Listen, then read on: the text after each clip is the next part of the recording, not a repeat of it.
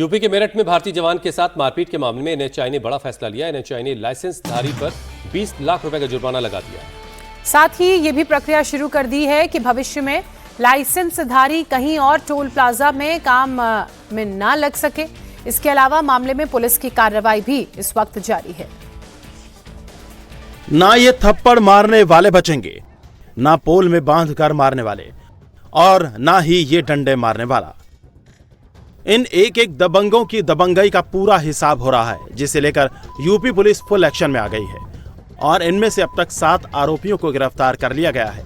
UP के मेरठ के भुनी टोल प्लाजा में एक फौजी के साथ मारपीट का ये वीडियो पूरे देश में वायरल है, जहां दबंग टोल कर्मियों ने ऑपरेशन सिंदूर में शामिल सेना के एक जवान और उनके भाई की बेवजह पिटाई कर डाली, मार मार कर अधमरा कर दिया। जिसके बाद गुस्साए लोगों ने टोल प्लाजा पर हमला बोल दिया, तोड़फोड़ की और नेशनल हाईवे को जाम कर सारे कर्मचारियों को नौकरी से निकालने की मांग की। हंगामा बढ़ा तो एनएचएआई हरकत में आई और भुनी टोल प्लाजा चलाने वाली कंपनी मैसर्स धर्म सिंह पर 20 लाख का जुर्माना लगाया। इसके अलावा एनएचएआई में कंपनी का ठेका रद्द करने की कार्रवाई भी शुरू कर दी। भविष्य में मैसर्स धर्म सिंह कंपनी को टोल वसूली का ठेका नहीं दिया जाएगा। इस कंपनी को एनएचएआई ब्लैकलिस्ट करेगा। एनएचएआई का कहना है कि टोल प्लाजा पर इस तरह की गुंडागर्दी बर्दाश्त नहीं की जाएगी और इसके खिलाफ कड़ी से कड़ी कार्रवाई की जाएगी। वादी पक्ष है वो एक फौजी है जो अपनी छुट्टी से लौट रहे थे और उनके साथ जो टोल कर्मी है, किसी बात को लेकर उनका झगड़ा हुआ और टोल कर्मियों ने वहां पर तैनात लोगों ने उनके साथ मारपीट की। इस पर पुलिस ने मामले की गंभीरता को देखते हुए तत्काल वादी पक्ष का मुकदमा दर्ज करवाया, उनका मेडिकल करवाया, गंभीर धाराओं में मुकदमा दर्ज हुआ है। पुलिस ने और भी इसमें जो अन्य लोग हैं उनकी भी जानकारी कर इसमें आगे कार्रवाई की जा रही है। फिलहाल जो लोग गिरफ्तार हैं उन्हें गिरफ्तार कर सुसंगत साक्ष्यों के साथ में माननीय न्यायालय के समक्ष प्रस्तुत किया जा रहा है। दरअसल सेना के जिस जवान के साथ मारपीट हुई वो श्रीनगर में राजपूत बटालियन में तैनात है। जवान कांवड़ यात्रा के दौरान छुट्टी पर आए थे और वापस ड्यूटी ज्वाइन करने श्रीनगर जा रहे थे। जवान की दिल्ली से सुबह 5 बजे फ्लाइट थी। रात करीब 8 बजे वो अपनी कार से अपने भाई के साथ निकले। जैसे ही कार मेरठ करनाल हाईवे के भुनी टोल प्लाजा पर पहुंची तो वहां लंबी लाइन थी। सेना के जवान ने टोल कर्मियों को अपनी आईडी कार्ड दिखाया और उन्हें रिक्वेस्ट की कि उन्हें जल्दी जाने दिया जाए वरना उनकी फ्लाइट छूट जाएगी। लेकिन टोल कर्मियों ने पहले सेना के जवान के साथ बहस की और फिर मारपीट शुरू कर दी।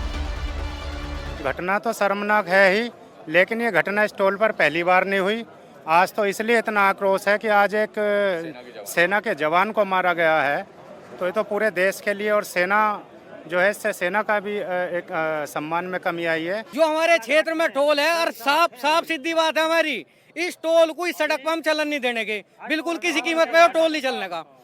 अगर टोल चला है यहाँ के तो हम आकर बंद करवाओगे, मुकदमा दर्ज होता हो 10 बार हो जाओ, लेकिन टोल यहाँ बिल्कुल चलना है। दबंगों ने सेना के जवान के साथ साथ उनके भाई के साथ भी मारपीट की, जिनके खिलाफ अब पुलिस लगातार कार्रवाई में जुटी है। तो सेना के जवान को आर्मी की टीम अपने साथ ले गई।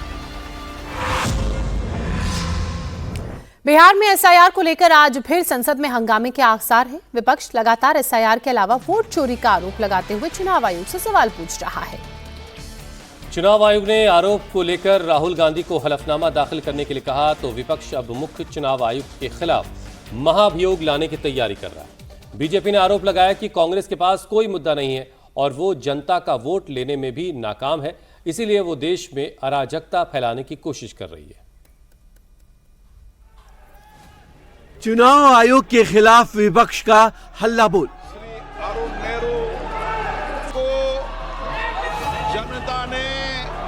कांग्रेस ने मुख्य चुनाव आयुक्त के खिलाफ खोला मोर्चा।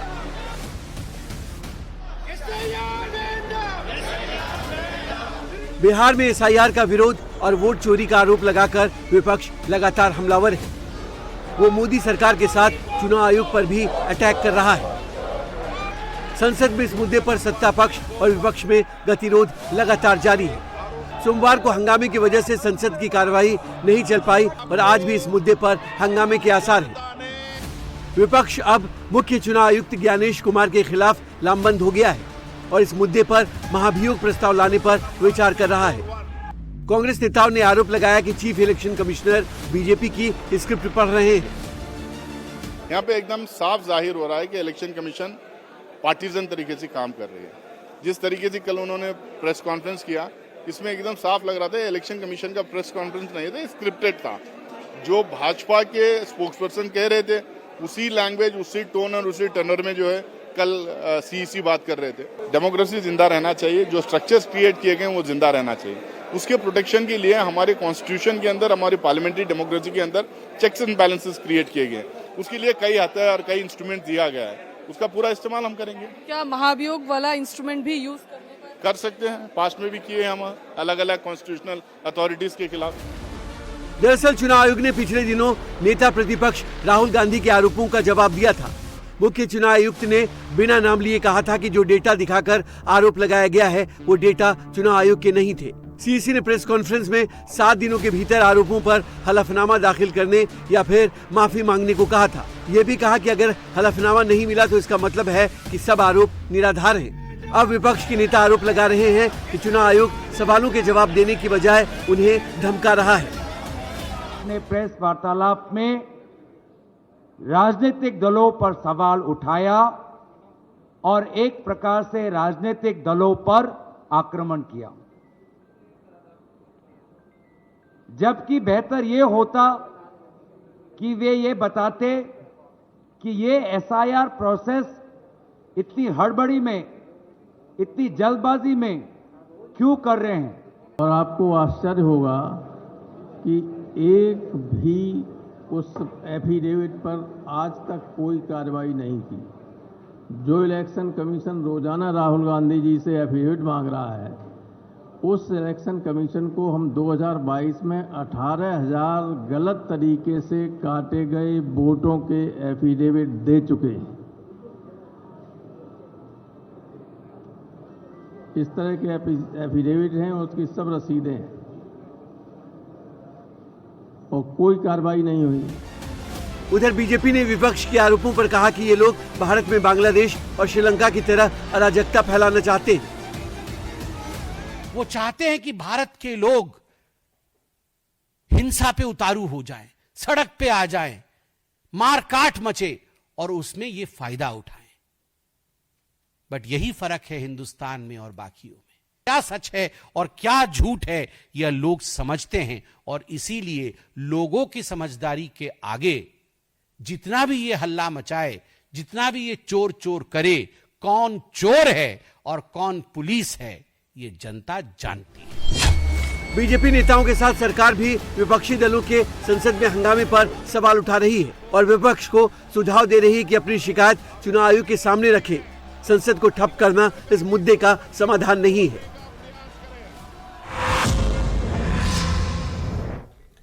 लोकसभा में नेता प्रतिपक्ष राहुल गांधी की वोट अधिकार यात्रा का आज तीसरा दिन है और वो बिहार के नवादा आज पहुंचेंगे।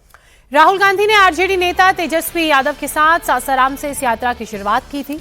सोमवार को वो गया में थे और रात्रि विश्राम भी उन्होंने गया के रसलपुर क्रिकेट ग्राउंड में ही किया। राहुल गांधी समेत इंडिया ब्लॉक बिहार के एसआईआर का विरोध करने के साथ ही चुनाव आयोग पर वोट चोरी करने का भी आरोप लगा रहे हैं। गया में एक रैली को संबोधित करते हुए राहुल गांधी ने चुनाव आयोग पर हमला बोला और कहा, जब कांग्रेस की सरकार आएगी तो ना मुख्य चुनाव आयुक्त को बख्शेगी और ना ही दोनों चुनाव आयुक्तों को, तीनों के खिलाफ एक्शन लिया जाएगा। चुनाव आयोग क्या करता है? ये नहीं कहता कि विपक्ष के नेता ने आरोप उठाया है, चलो चेक करते हैं। ये नहीं किया, उल्टा मुझे कहते हैं आप एफिडेविट लो, जिम्मेदारी उनकी है, चोरी उनकी पकड़ी गई और मुझे कहते हैं आप एफिडेविट लाओ। और ये जो इलेक्शन कमीशन बैठे हैं, इलेक्शन कमिश्नर बैठे हैं, इन तीनों से मैं कह रहा हूं, आप एक बात समझ लो, मोदी जी की सरकार है वो सब ठीक है, मगर एक बात समझ लो, एक दिन ऐसा आएगा जब यहाँ पे बिहार में और दिल्ली में इंडिया गठबंधन की सरकार होगी, फिर हम आप तीनों को देखेंगे, कार्रवाई आपके खिलाफ करेंगे। ये भारत माता पर आक्रमण कर रहे हैं और हम भारत माता पे न नरेंद्र मोदी को न इलेक्शन कमीशन को आक्रमण करने देंगे। इस संविधान को कोई नहीं मिटा सकता, इस संविधान को कोई नहीं छू सकता। और इलेक्शन कमिश्नर आप अच्छी तरह समझ लो, अगर आपने अपना काम नहीं किया तो आप पर सख्त कार्रवाई होने जा रही है। देश भर में मानसून का कहर जारी है। जम्मू से लेकर महाराष्ट्र तक जमकर बारिश हो रही है, तो मुंबई में भी लगातार बारिश के कारण लोगों को परेशानी हो रही है। मुंबई के विक्रोली में 194 mm बारिश रिकॉर्ड की गई है। सांता क्रूज में 185 mm, जुहू में 175 mm। और इसके बाद अब सड़कें तालाब जैसी नजर आ रही हैं। रोड पर गाड़ियां रेंग रही हैं, ट्रैफिक जाम जैसे हालात हैं, लोग अपने अपने घरों में कैद हैं। बारिश का असर हवाई सेवाओं पर भी पड़ा। लोकल ट्रेनें भी देरी से चल रही हैं। विजिबिलिटी कम होने की वजह से ट्रेन की टाइमिंग पर और बुरा असर पड़ा है, तो कई फ्लाइट्स भी कैंसिल करनी पड़ी। और परेशानी की बात ये भी है कि आज भी इससे यानी बारिश से कोई राहत मिलने की उम्मीद नहीं है।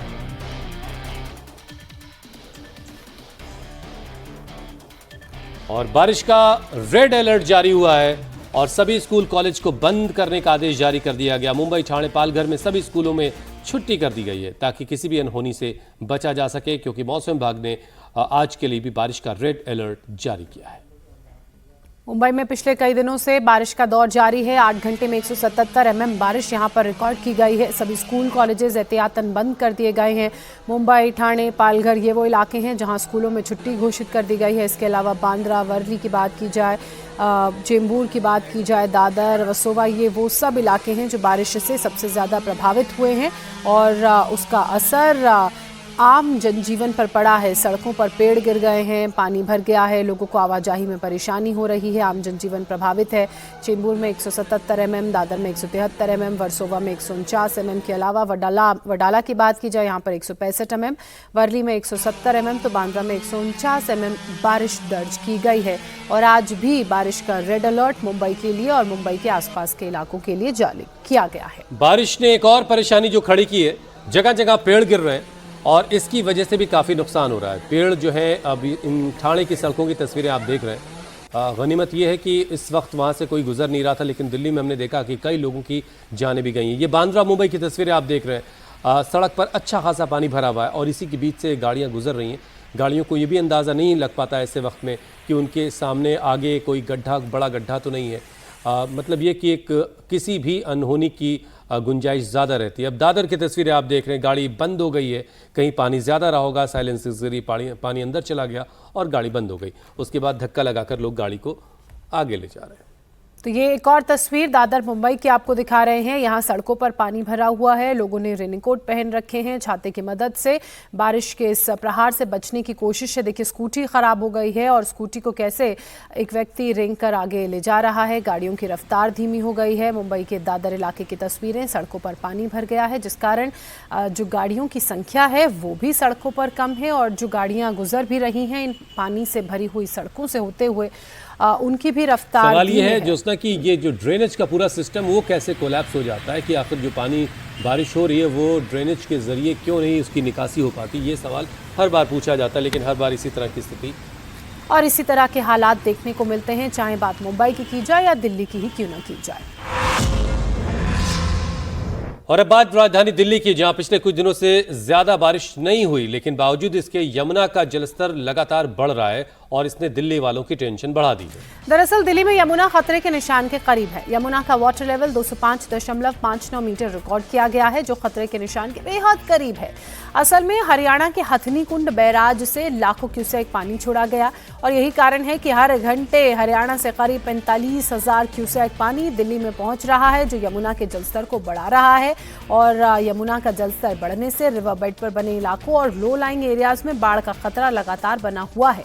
इन इलाकों में अलर्ट तो जारी कर दिया गया है और साथ ही अगर बाढ़ जैसे हालात पैदा होते हैं तो यहां रहने वाले लोगों को सुरक्षित इलाकों में पहुंचाया जाएगा, जिसका जायजा सोमवार को दिल्ली की मुख्यमंत्री रेखा गुप्ता ने लिया।